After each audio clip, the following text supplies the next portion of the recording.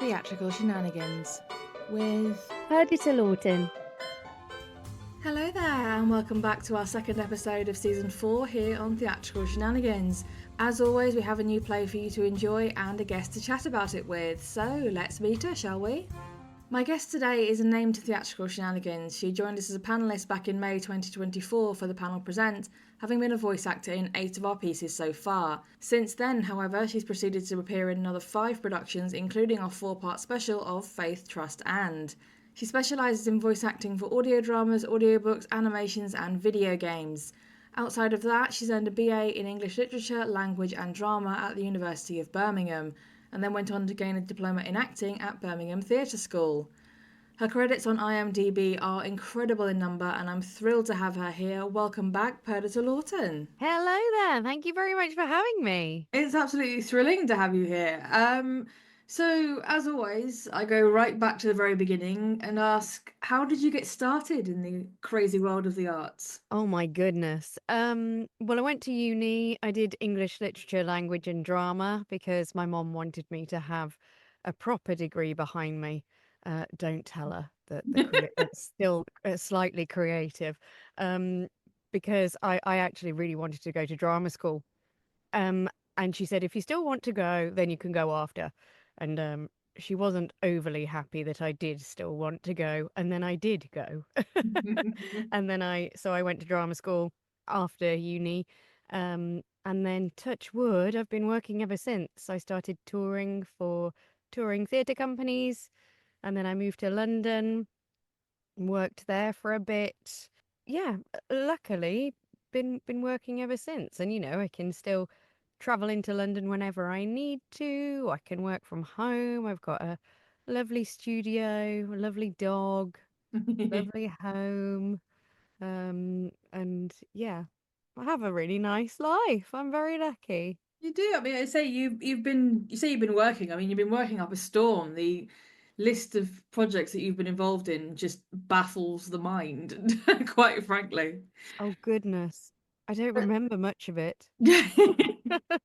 It's so weird as well because groups, people become like families, the cast becomes like families, and it's so lovely. And then it ends, and it's really quite sad, but you let go. And a director of mine once said, you have to leave so as you can come back. And it's so true. It is very true, to be fair. You put that you specialize in voice acting. Where did that kind of narrow down from a love of performance to a want to voice act? I was at drama school actually, and a director of mine, Pal Aaron, that was in Casualty. Um, he was, oh gosh, well, he is absolutely incredible. He's an incredible actor, and was a is brilliant director for me as well at drama school. And he said, you want to get in, Blondie, you want to get into voiceover work because that's what his voice is like.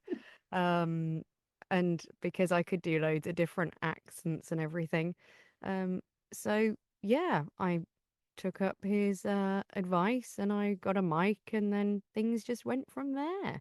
So slightly more complicated questions. Obviously, you've done the voice acting, you've done the film, you've done the theatre. Do you have a preference? I don't know. That's like asking to choose between children. It's really difficult. Mm. Um, I guess my heart is in the theatre, if I'm honest, because you recreate that character every single time you go on stage, Mm. and it's so in the moment. But then film can be joyful as well. And then with voice, I just find voice comes very, very naturally because I find it quite difficult moving and talking at the same time, Acting is actually quite difficult It when is. you've got to move your body and think about the timing of everything. I can't dance. I can't dance to save my life. I can like freestyle in a club, but not anything synchronized. I'm absolutely horrendous. So, yes, movement to me just doesn't seem natural. Um, so I do quite like the vocal aspect as well when you're just a character over a mic, and all you really have to think about is the voice, the character. Yeah, but it's fun. It's fun. The last question was hard. This one may be even worse. Is there a standout moment for you in your mind that when you look back and you think, yeah, this is why I do this? My mom now being convinced that actually I can make a living from this, if that makes sense. She wanted me to go down the path of 9 to 5 teaching, but now she believes. So I guess in a way that's probably my standout moment. The first time she said to me, well done. Yeah, when she started believing, when I was getting these jobs, and touch wood, I still get jobs. And she comes and sees all the different shows, and yeah, she has a really fun time herself watching everything and being around actors as well. She really loves being around actors because obviously we're all quite mad. We're all different flavors of mad. So she used to quite like it when I'd take the cast home for dinner and So now we move on from our guest to our playwright and play for this episode. Our play for this episode is called Avocado and is written by Bradley Jackson. Despite having a background in the construction industry, Bradley decided around 3 years ago to take the advice of Dr. Johnson and set his mind to doggedly write a first novel. Although the novel remains unfinished, he's completed a number of plays of which Avocado is the first to be produced. The play itself takes place on a radio talk show, and Bradley says, "When it comes to the issue of free speech and freedom of expression, most agree that there are lines which should not or must not be crossed.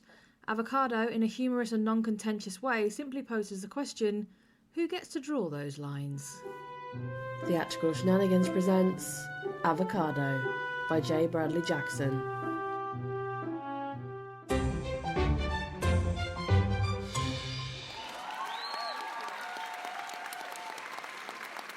And welcome to Talking with Pilkington. My name is Miles Pilkington, and for the next hour we'll be discussing what appears to be the increasingly contentious issue of freedom of speech, free speech. Is it a basic human right? Should the right to free speech be enshrined in law? Can a democracy function without it? On the other hand, does freedom of speech give you the right to insult or offend others? Does an individual have the right not to be offended or insulted? I'll be discussing all this and more with my guest, Mr. Malcolm Pitchfork.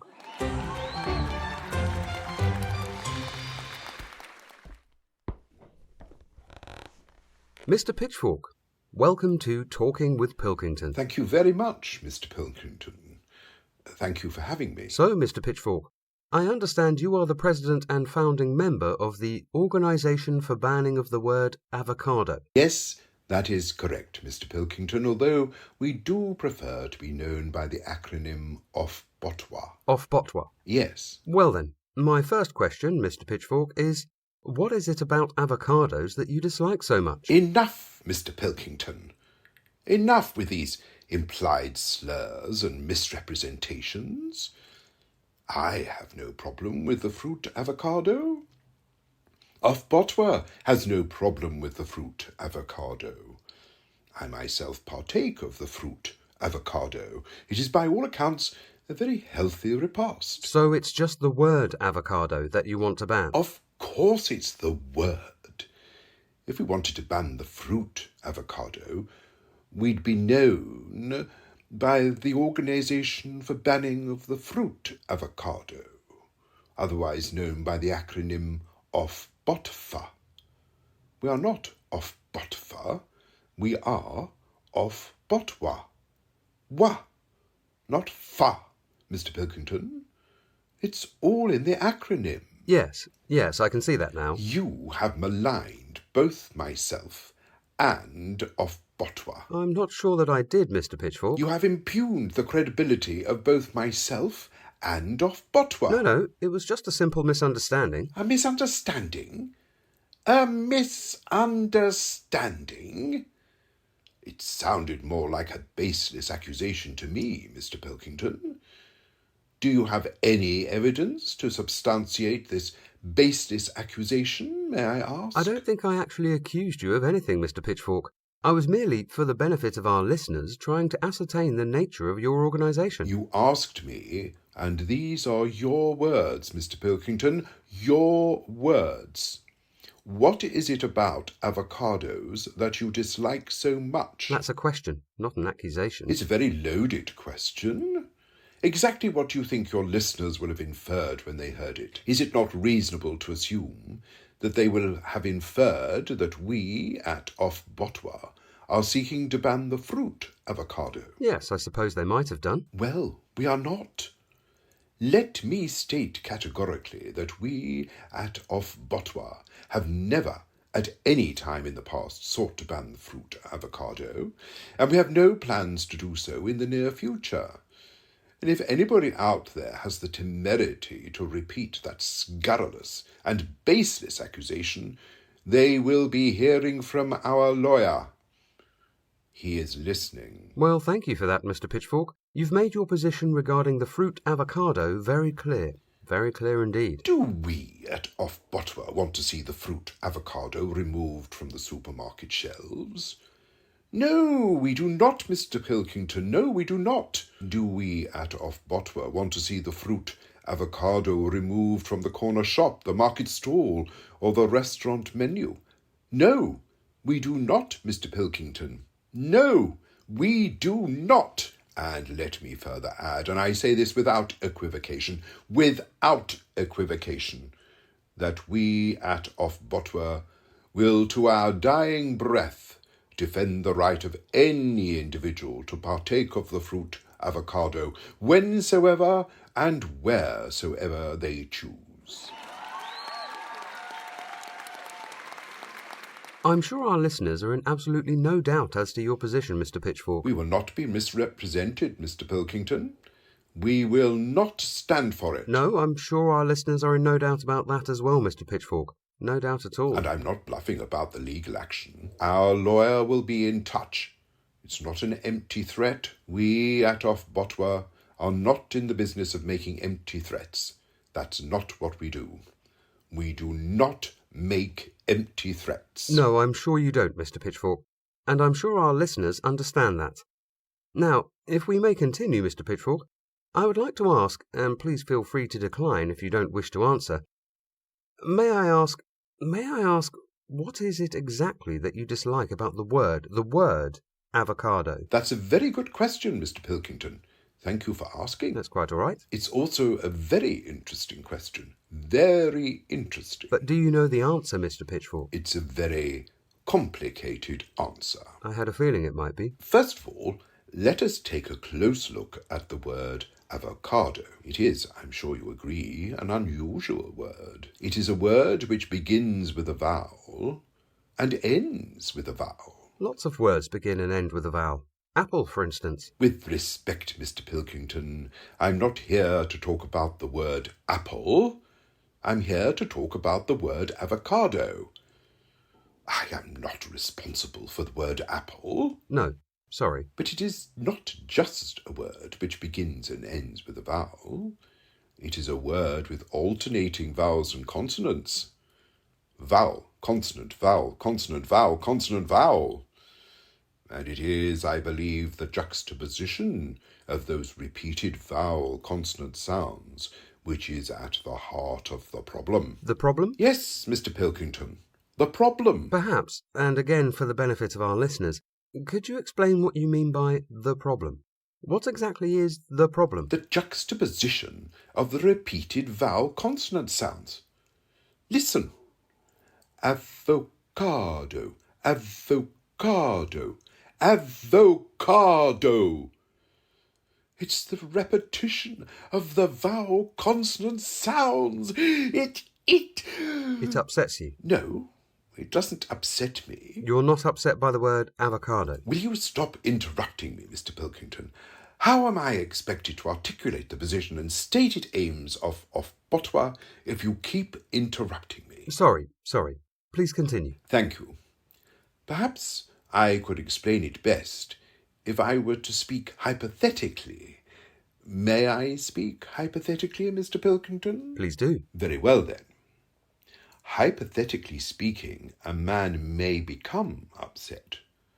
Do you accept that premise, Mr. Pilkington? Yes, a man may become upset. And again, hypothetically speaking, may not the same aforementioned man go on to become very upset? Yes, if the situation which caused the aforementioned man to become upset wasn't resolved, then the aforementioned man might well go on to become very upset. Yes. Then, should the aforementioned situation which caused the aforementioned man to become very upset remain unresolved, is it, or is it not a distinct possibility that the aforementioned man might well go on to become distraught?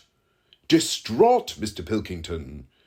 Is that not a distinct possibility? Yes, that is a distinct possibility. The word avocado does not upset me, Mr. Pilkington. It renders me distraught. Distraught! It's a terrible thing to be rendered distraught. A terrible thing. People who've never been rendered distraught don't understand. They'll never understand. It's a terrible thing, Mr. Pilkington. A terrible thing! Yes, I'm sure it is. And I'm very sorry to hear it. Very sorry. And thank you for explaining to our listeners as to why it is you want to ban the word avocado. The word, not the fruit, of course. But there is an issue here, Mr. Pitchfork, and I'm sure our listeners would want me to raise this with you. But firstly, very quickly, how many members do you have at Ofbotwa? How many members? Yes. At Ofbotwa. How many members do we have? Yes. Would it be current members? Yes, current members. Current members. Yes. How many current members do you have at Ofbotwa? That would be 1. 1. Yes, 1. Would that be you and one other person? No, I am the one. You are the only member of Ofbotwa. At this juncture in time, yes. I see. So here is the issue, Mr. Pitchfork. You have explained, very eloquently, I might add, the nature of your particular problem with the word avocado and the effect it has on you. Thank you. Very kind of you to say. Now, I looked this up just before we came on air, and according to the Office of National Statistics, the 2024 population of the United Kingdom stands at just over 67.84 million. Does it really? 67.84 million?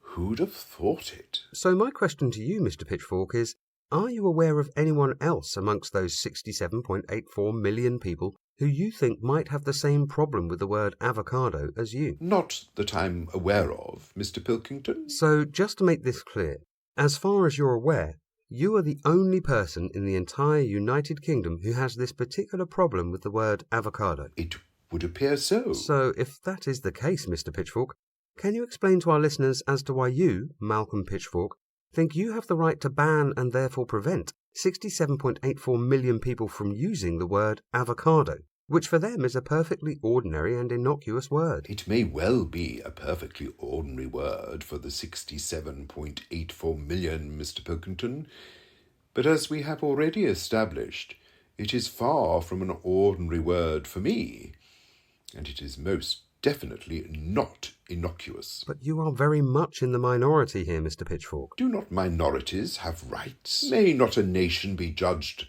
by the rights and protections it affords to minorities? But you are a minority of one, Mr. Pitchfork. We're the most vulnerable of all. You can't get any more of a minority than that, can you? Mr. Pitchfork, you can't seriously believe that any government of any complexion is actually going to enact legislation which will ban the word avocado. I can assure you, Mr. Pilkington, that we at Ofbotwa are deadly serious, totally committed, and will campaign tirelessly until we have succeeded in removing this terrible word from the English language. I think you mean you at Ofbotwa. I mean we at Ofbotwa. I am not referring to myself as an individual. I am referring to the entity, the organisation, which is Ofbotwa. I and the entity which is Ofbotwa is we. It's all perfectly simple, Mr. Pilkington. Mr. Pitchfork, it's not going to happen, is it? No government is going to ban the word avocado. You can't possibly succeed. Can't possibly succeed? If I thought that, do you really think I would have spent 2 long years incarcerated, deprived of my liberty for my political beliefs? Well, I wasn't going to raise the issue of your prison sentence, Mr. Pitchfork, But now you've brought it up yourself, you weren't actually incarcerated for your political beliefs, were you? I was a political prisoner. Don't let anyone tell you that there are no political prisoners in Britain, because there are. Well, there might not be now, because I've been released. But I was a political prisoner. Mr. Pitchfork, you were sent to prison because you assaulted a man. It was a very severe assault. I've got the details here. You fractured his skull. He had a bleed on the brain, which required a 12-hour operation, and he spent 6 months in hospital undergoing rehabilitation. Fortunately, he has now made a full recovery. The trial was a sham. A sham, Mr. Pilkington. A travesty of justice. Our lawyer is appealing. You almost killed the man, Mr. Pitchfork. What possible grounds could you have for an appeal? Section 59 of the Serious Crime Act 2007. Inciting violence. Inciting violence is a very serious crime. A very serious crime indeed. Are you saying somebody incited you to commit this crime? Yes. Who? The gentleman I assaulted. So you're saying it was the gentleman's own fault you assaulted him? Well, it wasn't mine. But that's not how the jury saw it, Mr. Pitchfork. You were convicted by unanimous decision after less than 30 minutes deliberation. It was a miscarriage of justice, Mr. Pilkington. A miscarriage of justice so egregious that it is destined to go down in the annals of history as one of the most egregious miscarriages of justice in the early 21st century. That is how egregious it was. You think the jury got it wrong? They couldn't have got it more wrong. No, quite. In that case, Mr. Pitchfork, perhaps you'd like to take this opportunity to give us your version of events and explain to our listeners as to why you think the jury got it so wrong. Thank you, Mr. Pilkington. And yes, we at Off Botwer would very much like to take this opportunity to set the record straight. The floor is yours. Thank you, Mr. Pilkington. Much appreciated. Well, it was like this. Myself and the gentleman in question were having what was until that juncture in time a perfectly amicable discussion, when suddenly, and for no apparent reason, the gentleman in question became very aggressive. I must admit, I found the whole experience very disconcerting. Then he leant forward, and in a threatening and intimidatory manner, he said to me the following, and I am quoting the gentleman verbatim, Mr. Pilkington, verbatim. He said, and I quote, "I am a free man and I live in the free world, and nobody is going to tell me what words I can and can't use." That's what he said. And that's why you assaulted him? No, of course not. I wouldn't assault a man for saying that. It's a perfectly reasonable thing to say. We at Off Botwer are not in the habit of assaulting people who say perfectly reasonable things, Mr. Pilkington. But you did assault the gentleman. Yes, I'm coming to that. Now, I should make it clear at this juncture that the gentleman in question was fully cognizant of my particular idiosyncrasy vis-à-vis the word avocado. He knew all about it? Yes, he did, Mr. Pilkington. I had explained it to him in great detail. Nevertheless, he still went ahead and did it. What did he do, Mr. Pitchfork? He said, avocado, avocado, avocado. He said it 3 times. And what did you do? I struck him 3 times. And knocked him to the ground? Yes. And that's when you began kicking him? I have no recollection of that, Mr. Pilkington. You don't recall kicking the gentleman when he was on the ground? The triple repetition of the word avocado had rendered me severely distraught, Mr. Pilkington. Not distraught, severely distraught. And such was the severity of my distraughtness, I was at this point in time no longer in full control of my faculties. That's why I have no memory of it. It was a cruel and inhumane thing to do. Kick him while he was on the ground? No! Repeat the word avocado 3 times. I think you're overlooking the fact that I was the victim in all this. But you did assault the gentleman, Mr. Pitchfork? Yes. And he did spend 6 months in hospital recovering from injuries sustained in that assault? Yes. Mr. Pitchfork, perhaps you would like to explain to our listeners as to why you think the jury should have found you not guilty. That's very simple, Mr. Pilkington. Incitement. Incitement? Yes, incitement. How can a man be deemed responsible for committing a crime that he would not otherwise have committed had he not been incited to do so in the first instance? Just because somebody incites you to commit a crime doesn't mean you have to go ahead and do it. We're all responsible for our actions, Mr. Pitchfork. But without the incitement, the crime would not exist. It is the inciter who creates the crime. Without the inciter, there would be no crime. Therefore, the individual who, through no fault of his or her own, becomes incited cannot be held responsible for a crime which would not exist had it not in the first instance been created by another individual, namely the inciter. I'm not entirely sure that makes sense, Mr. Pitchfork. Perhaps if I explained our position in a different way. That would be your position. No, Mr. Pilkington, I am endeavouring to articulate the stated position of the entity, the organisation known by the acronym OFBOTWA. Therefore, it is our position, and not my position. How can your position possibly be different from that of OFBOTWA? It's not. It's identical. Of course it's identical. How can it not be identical? I'm not sure I understand your point, Mr. Pilkington. Sorry. Please continue. Now, Mr. Pilkington, if I say to you, I have got a gun in my pocket, and if you say the word avocado, I'm going to shoot you. And if at that point you of your own volition and without provocation take it upon yourself to incite me to shoot you by saying the word avocado, and I then subsequently shoot you, whose fault is it that you have been shot? Well, I do understand the point you're trying to make, Mr. Pitchfork, but in that hypothetical situation... Excuse me, Mr. Pilkington. Allow me to correct you, if I may. I did not say I was speaking hypothetically. Please do not put words in my mouth. I know you didn't say you were speaking hypothetically, Mr. Pitchfork, but you haven't actually got a gun in your pocket, have you? Well, as a matter of fact, I have. Oh my God, he's got a gun! Stop panicking, man. It's not loaded. It's not loaded? No, you don't think I'd bring a loaded gun into a radio studio, do you? I'm just using it as a prop to help explain our position regarding the heinous crime of incitement. You're sure it's not loaded? No, it's not loaded. It's all right. It's not loaded. Back to your seats, everyone. Panic over.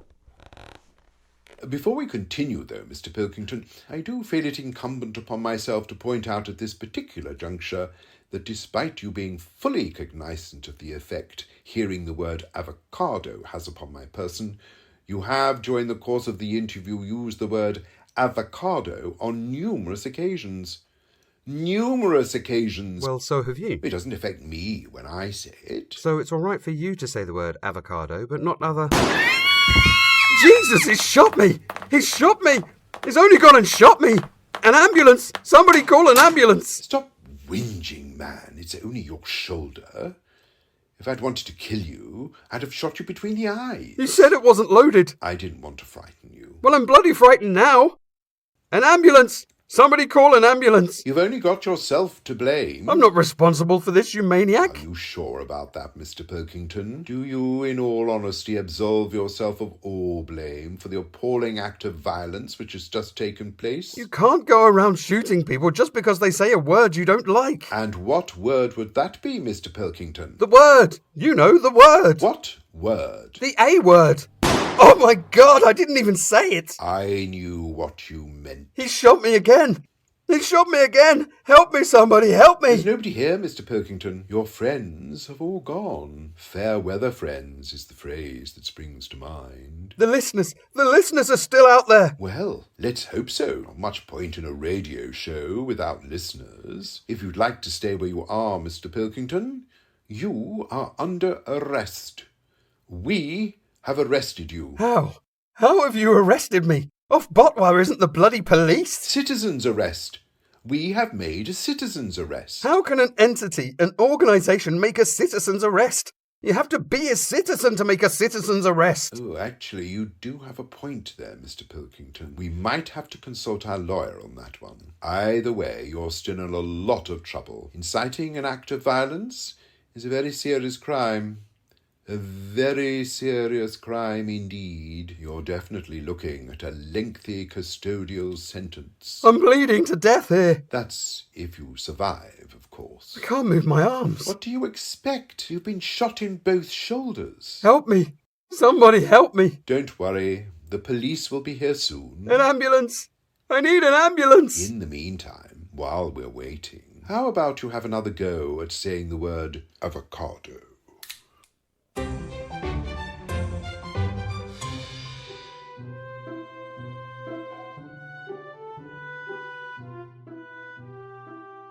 Well, I thought I wasn't a fan of Avocado, but that really takes the biscuit. That was AJ Dean as Miles Pilkington and Patrick Hibben as Malcolm Pitchfork with Avocado by Bradley Jackson. Perdita, what did you think? Phenomenal performances. Hmm. Absolutely phenomenal performances and production. It sounded like a proper chat show, didn't it? It Yeah. was just so well produced by you and so well delivered by those guys. Massive kudos. Um and the writing, gosh, what fun. What fun. I'm always so impressed by writers thinking of these worlds and these characters that think of these bizarre things. What struck me about it was that in a world where people are ready to complain about the smallest thing, I don't think I ever in my wildest dreams would hear someone complaining so much and so much at length about the word avocado. I do believe that that person exists. Oh yeah. Yeah. Yeah. I feel like at some point Bradley has bumped into someone who hates a word with that much passion, and that's Mm. what's created avocado. But it's you look at our society and you just think, we complain about so much. Sometimes it's little things and sometimes it's big things. And in this case, it was a ludicrous thing. But the lunacy of it just added more to that dialogue. Because it's like you said, it sounded like a real chat show. But you imagine turning on BBC One and seeing a bloke complaining about the word avocado, you genuinely think, what on earth is this lunacy? Yeah, you really would. Um, but yeah, I would like to think that that person potentially exists. I don't know. I met somebody once that said that they don't believe in universities. And I was like, but you have to. They exist. I was gonna say, like, I don't believe them in like as a life choice, or I Oh don't believe in them like gosh. I don't believe in fairies. Yeah, it honestly came out like they were fairies. And I was like, but you have to. They exist. Mm. I just love the way how matter of fact he is about the whole thing. Like, Yeah. there's never any sort of delusion that he's being a bit ridiculous, even when he points out that he is the only member of Botois. Um, Yeah. he's never It's any played so truthfully. yeah. It's There, beautifully played so truthfully. yeah, there is never any point where he thinks this irrational hatred of a word is abnormal. Right up to the point that he shoots the host. Yes. And you just think you kind of imagine this guy being taken away in a jacket with the sleeves on back to front. I'd almost want to stand up for him in court. I mean, obviously I don't agree with violence. But I almost feel sorry for him. Like at least he's standing up for what he believes in. Freedom Yeah, of speech is nice, isn't it? it is.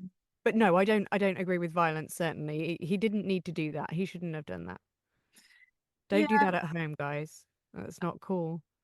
I think that was the point of kind of like I got a feeling when I started reading it that there was a point where it was going to escalate to some sort of crescendo, and I think the play needed that kind of crescendo from starting of just being very calm and very matter of fact, and then suddenly it just escalates.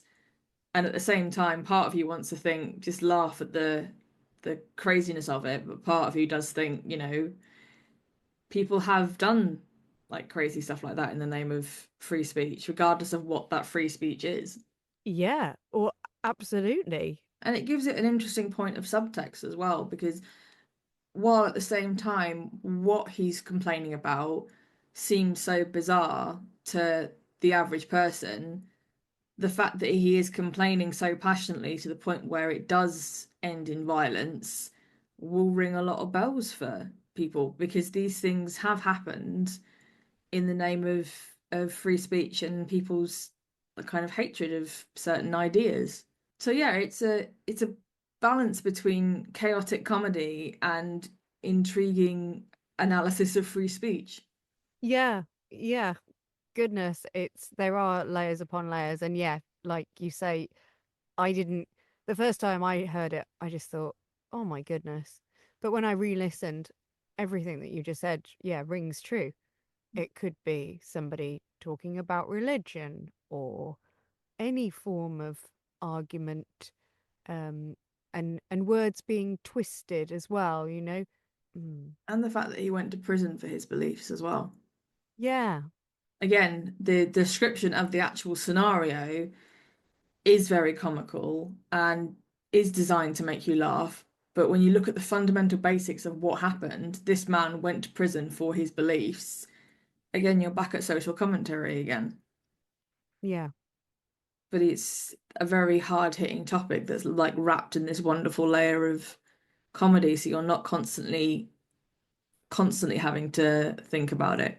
And again, it does take more than one listening to start to maybe see it from that perspective. And not all people will. Sometimes people just like to have a laugh at people ranting about the word avocado.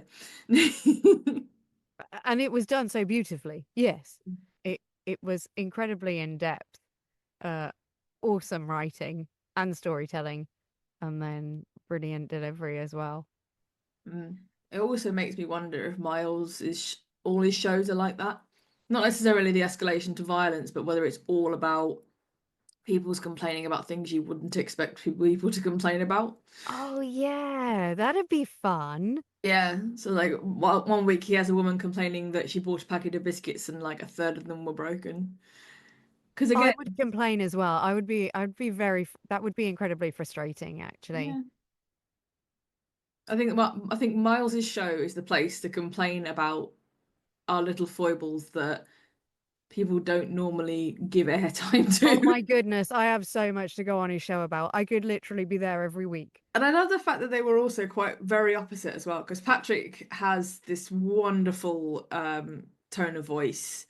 And he, like you, has done many roles for me, and he always has this wonderful tone of Bit voice. Richard Wilson, a bit One Foot in the A little Grave. bit, yeah. And Mm. then AJ's just this like kind of very well-meaning, but slightly perturbed radio presenter who's kind of stuck in a booth with this guy and going, "Where is this going?"